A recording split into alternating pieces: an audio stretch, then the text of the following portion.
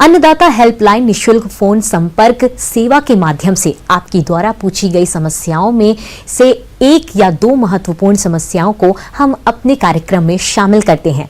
इसी के तहत आज की चयनित समस्या और उसका जवाब इस प्रकार है।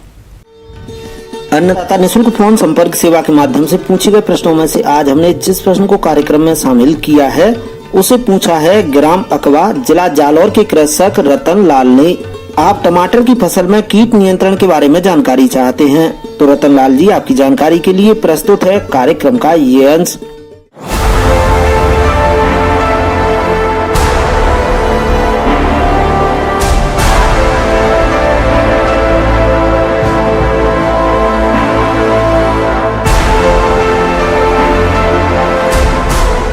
टमाटर में अनेक खनिज लवण विटामिन से होते हैं जो हमारी सेहत के लिए आवश्यक होते हैं, फ़ायदेमंद होते हैं।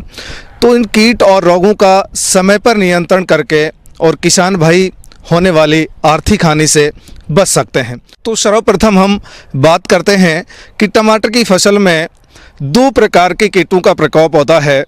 पहले जो कीट होते हैं वो रस चूसक कीट होते हैं। जैसे हम बात करें रस चूसक कीटों में हरा तेला होता है, थ्रिप्स होता है, लीफ माइनर जिसको पर्ण सुरंगी कीट कहते हैं, इसके अलावा सफ़ेद मक्खी होती है। ये रस चूसने वाले कीट पेड़ जो पौधे होते हैं उनकी पत्तियों की निचली सतह पर रस को चूसते हैं और जैसे ही इन कीटों का प्रकोप बढ़ता है तो पत्तियां बिल्कुल हार्ड हो जाती हैं और उन पत्तियां प्रभावित होने से प्रकाश संश्लेषण की क्रिया नहीं हो पाती है और पौधों की ग्रोथ रुक जाती है। रस चूसक कीट कई विषाणु जनित बीमारियों को भी बढ़ाते हैं, जैसे पर्णकुंचन रोग होता है, पत्तियां मुड़ जाती हैं, टेढ़ी हो जाती हैं। लेकिन कीटों के नियंत्रण के लिए समन्वित कीट नियंत्रण हमें अपनाना चाहिए।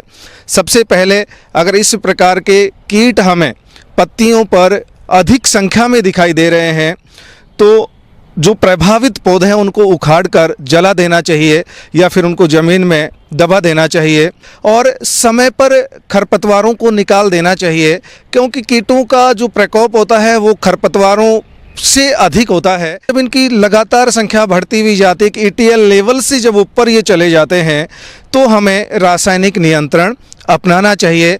तो जैसे 0.5 ml इमिडाक्लोरोपिड 17.8 SL प्रति लीटर पानी में मिलाकर हम छिड़काव कर सकते हैं। इसके अलावा और कीटनाशी हैं जैसे थाइमिथैक्सोम 25 WG है, 0.5 ग्राम पर लीटर पानी में मिलाकर छिड़काव कर सकते हैं। अब बात करते हैं हम जैसे फली छेदक होता है, जैसे फल का निर्माण होने के बाद में कई बार हमारा जो फल होता है वो ख़राब हो जाता है। कई बार जड़ों में सफ़ेद लटकीट नामक प्रकोप हो जाता है, वो जड़ों को काटती है जिससे हमारे खड़े पौधे, स्वस्थ पौधे सूख जाते हैं। तो इन कीटों का नियंत्रण किस प्रकार किए जाए? ये कटिंग और बाइटिंग वाले कीट्स होते हैं जो काटकर और चबाकर नुकसान पहुंचाते हैं। तो टमाटर की फसल में सबसे जो हानिकारक कीट हम कह सकते हैं वो फल भेदक कीट होता है।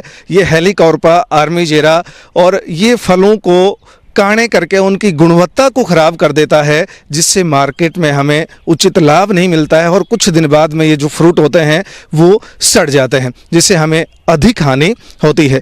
तो इस फल छेदक कीट के नियंत्रण के लिए मैं किसान भाइयों को सलाह देना चाहूँगा कि आप हमेशा टमाटर की फसल के साथ में कुछ कतारें या पौधे आप हजारे या मैरीगोल्ड के लगाएं कि इसके मैरीगोल्ड के लगाने से फल छेदक कीट का प्रकोप कम होता है।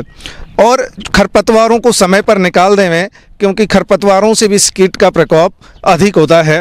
और जब हमें आवश्यकता हो अंत में कि अब हमें रासायनिक नियंत्रण अपनाने की आवश्यकता है तो फिर हमें कीटनाशक अपनाने चाहिए। जैसे मैं किसान भाइयों को सलाह देना चाहूँगा, अगर हम जैविक नियंत्रण की बात करें तो जैविक नियंत्रण में जैसे NPV होता है, NPV 250 LE पर हेक्टेयर क्षेत्र में छिड़काव करके भी फल छेदक कीट को हम आसानी से नियंत्रित कर सकते हैं। इसके अलावा रासायनिक नियंत्रण में आप लगभग 2.5 ml प्रोफेनोफॉस 50 cc पर लीटर पानी में मिलाकर छिड़काव भी कर सकते हैं। इसके अलावा स्पाइनोसैड 45 SC आप लगभग 3 ml 10 लीटर पानी में मिलाकर भी छिड़काव कर सकते हैं। अगर इस प्रकार से हम इन कीट और रोगों का समय पर नियंत्रण करें और समय पर पहचान सकें तो जो हानि होती है उस हानि से किसान भाई बच सकते हैं।